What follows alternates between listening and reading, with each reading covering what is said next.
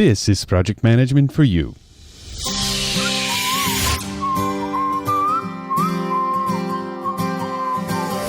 Are you a solopreneur, individual, or small business owner who struggles with ideas and lacks converting those ideas into reality? Do you underpromise, afraid you won't deliver? Learn the least you need to know to start your path of turning ideas into reality and delivering on your promises. Each episode is designed to help you get things done. Welcome to Project Management for You with Cesar Abade. Well, hello everyone, and welcome to episode 20 of the Project Management for You podcast series. And once again, I am honored to have you here with me once again. This is the final episode of this series, so if you are listening to this as a subscriber to the Project Management for You podcast, this is likely the last episode that you're going to see here. So if you are a subscriber of the Project Management for the Masses podcast, then life will go on. So what I'd like to do here is to just share with you a little bit my thoughts and my experience with this series and how it has helped me with clarity when it comes to the book that I'm writing and also the Kickstarter campaign. So it's basically a lessons learned session. It should be short, and I just wanted to share some of the things that have been on my mind for the past 4 weeks. And these past 4 weeks, I have published an episode, a podcast episode every day, every weekday. And it's been a fantastic experience. It has been difficult. I'm not going to lie to you. It was a lot of work. But I learned a lot about project management. I learned a lot about my guests, fantastic professionals. And I learned a lot about you as well, who have been listening. And also I learned a lot about myself. And after this whirlwind of daily posts, I'm pretty proud of what we were able to accomplish here. And I'm really exhausted. I'm tired. And it's easy when you're tired to kind of fall into this trap of wanting to take credit for it, for the work that you just done. And but the thing is that without my guests and without you, this would not have happened. I mean, without my guests sharing their knowledge and generously sharing their time and answering my questions here, there'd be no show. And without you, then it'd be just me and my guests talking to into the microphone or into the void. So thank you to my guests, and thank you to you. Thank you for listening. This is really what made this series so special. So thank you. Let's talk about this podcast series a little bit. Because I was going to be releasing an episode every day, I thought it would be interesting to ask the same set of questions of my guests. I did this for a number of reasons. And number one, these questions are the questions that I wanted my book to answer. So many authors, when they plan to write a book, they go and they do research. They interview experts, they read research papers, they interview researchers, they interview people to hear about their stories, and they take notes. What I decided to do is to do my research and record my conversations, right, and release them as podcast episodes in a way. So it kind of made sense to ask these questions, and these are the questions that at first I thought that my book was going to answer. So by asking people who really know their stuff, their opinion on these questions, that would really help me with clarity and validate my hypothesis about project management and things like that. So it was really helpful in that way. So this series accomplished that for sure. It really helped me with my research, and I was able to bring into this project a number of fantastic professionals, so they can also be a part of this book. Now, producing a show every day was a lot of work, as you can imagine, and not only for me, but also for you.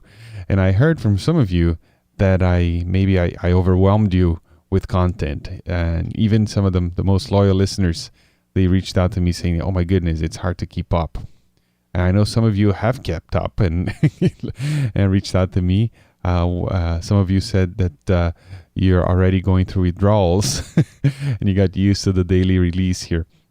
But I understand that this is not for everybody, and that's why I decided to do this on a temporary basis. So just for these 4 weeks. And here's the thing, there's no rules in podcasting. A lot of the shows that are really successful out there, they are weekly, including Project Management for the Masses. And even the construction industry podcast was weekly for a long time. But really, there are no rules. It's not like there is the constitution of podcasting and you need to abide by these rules. But one thing that is very successful and every successful podcaster will tell you this, that one of the reasons and the secrets for success is being regular, having that release of your episode. If it's a weekly show, then doing that every week on the same day. Or if it's a daily show, make sure it goes out daily.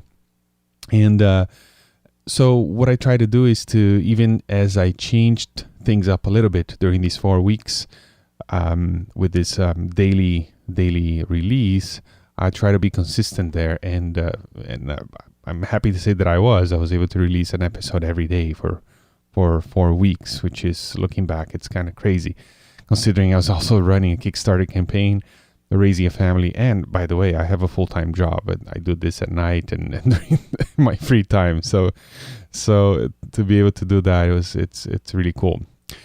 Now let me say a little bit about my guests here. Let me just talk a little bit about them. The guests were absolutely amazing.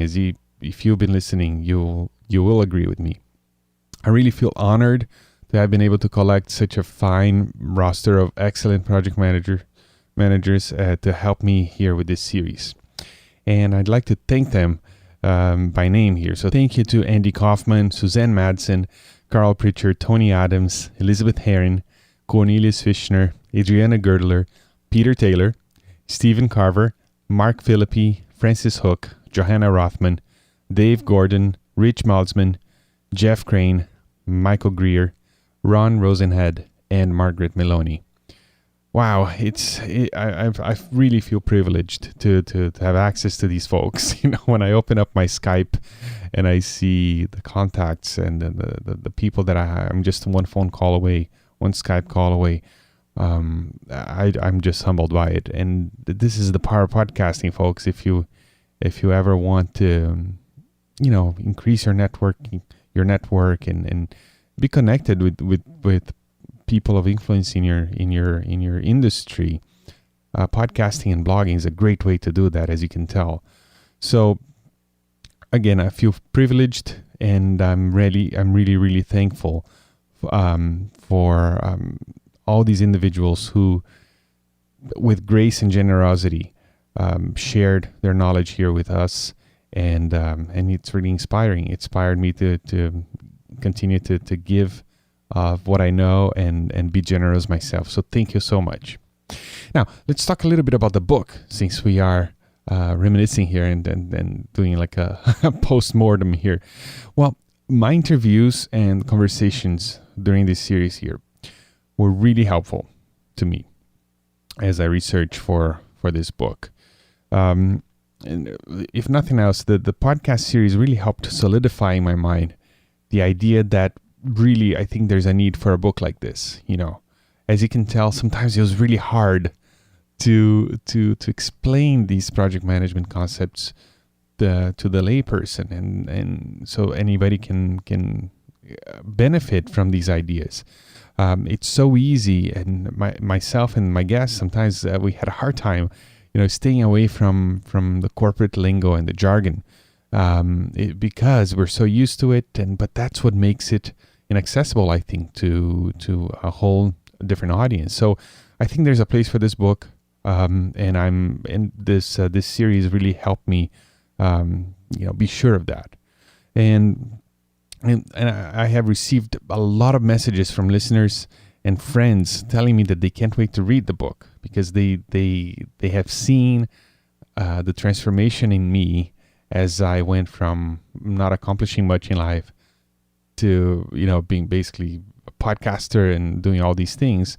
And it was all because of project management. So there's a lot of people in my circles who want to see, want to learn what I learned. So I think there's a place for this book, and the series really validated that hypothesis for me. And as the Kickstarter campaign wraps up in the next few days, I'm really looking forward to diving, let's say, headfirst into this book project. And I've already talked to Patrick Snow, my coach, today. We're already scheduling our first coaching call so we can come up with a plan to get this book written, finished, and published. So I'm really, really excited to be doing this and working with Patrick, who is a super experienced professional who has done this hundreds of times for other authors. I'm really, really excited. I can't wait. And finally, let's talk a little bit about the Kickstarter campaign. And as I record this, the Kickstarter campaign still has 8 days to go. So if you haven't memorized that yet, the URL or the web address for the Kickstarter campaign is projectmanagementforyou.com. projectmanagementforyou.com, all one word. So as I post this update, as I said, there's still 8 days to go, and I am 108% funded. As you can imagine, this has been successful. It's been a tremendous success. And I believe there are many reasons I was able to get funded and overfunded. And some of the reasons why I think I was able to get funded is, I treated this as a project. And in fact, I might produce an entire episode of the Project Management for the Masses podcast, in which I'll share how I managed this campaign as a project. Somebody asked me on Facebook if I would do that, and I thought that was a great idea.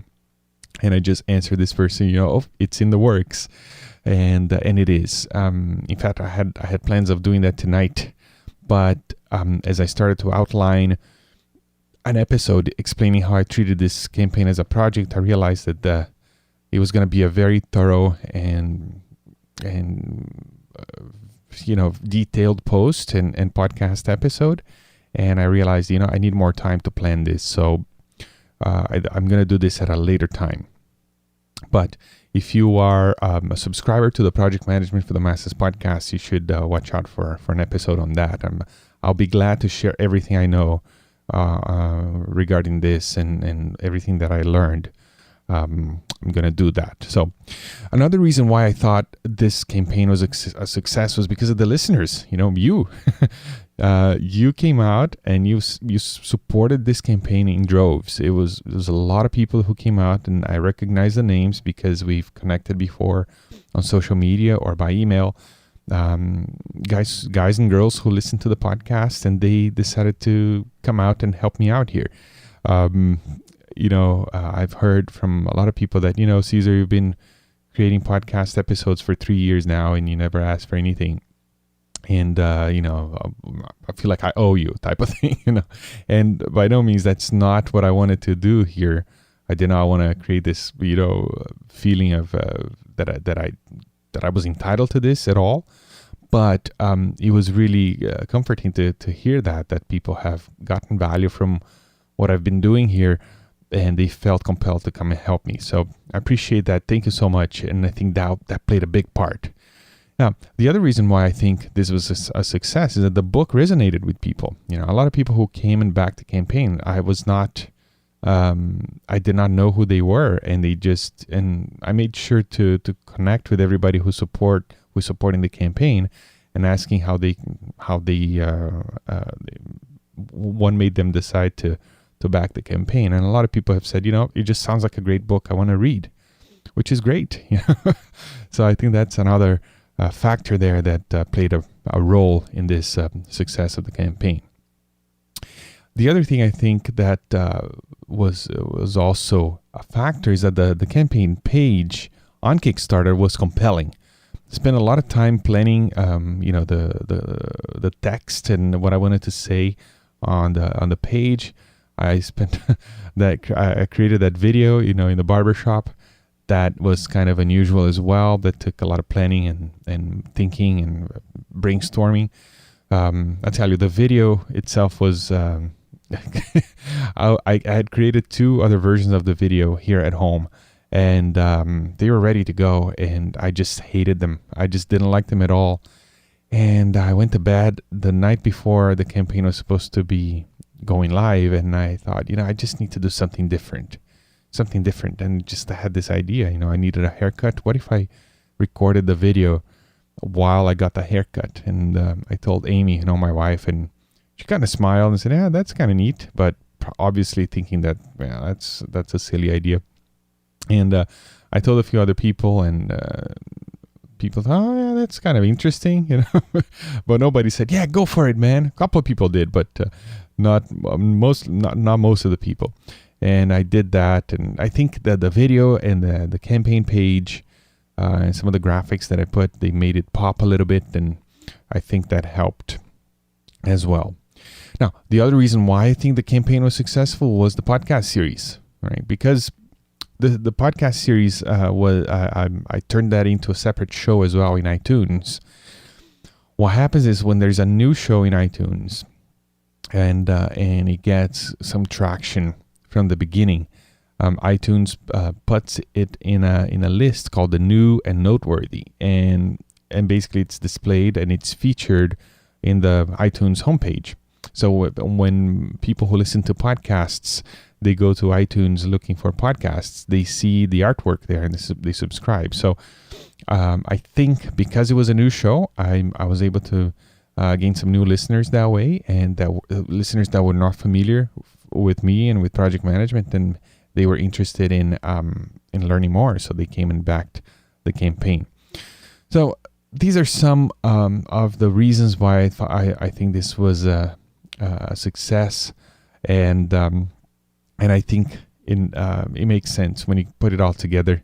It's hard to pinpoint to read the exact reason why the campaign was successful, but I think a combination of all these things contributed to make it a success. So that's it. I wanted to talk to you about the series. I wanted to talk to you about the book. I wanted to talk to you about the Kickstarter campaign. I wanted to thank you for listening. And the one thing I wanted to tell you as well is all these episodes that I've been publishing, they have been published as the Project Management for the Masses podcast, as well as the Project Management for You podcast. So I understand that a lot of people listening right now, they are not subscribers of the Project Management for the Masses podcast.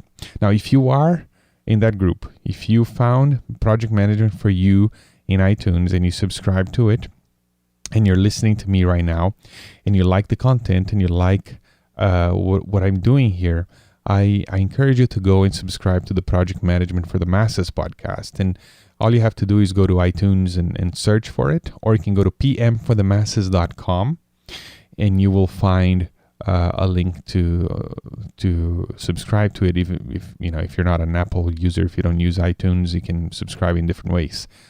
And that show is not a series; it's an ongoing show, and you will be getting a new episode about a week from now, and then a week every week after that. I usually publish the episodes on Sunday evening, early Monday morning.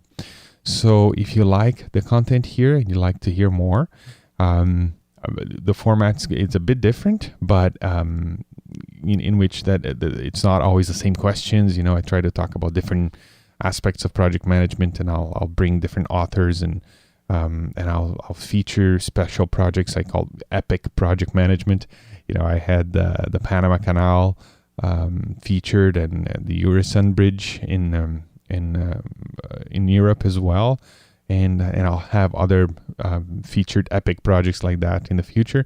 So it's just a bit of a different approach, but it's still about project management and how we can all use project management to be better at what we do. So I really recommend you go and subscribe to that. And really, this is what I had for you today. I just wanted to take this opportunity here to thank you once again and share with you some of the thoughts that I have as I wrap up this series and I embark on the last week of the Kickstarter campaign. And who knows how much the final funding number will be. But as it is right now, this book is going to happen. And I wanted to thank you for the support, both a moral support for sending me emails and encouraging messages, and also the financial support.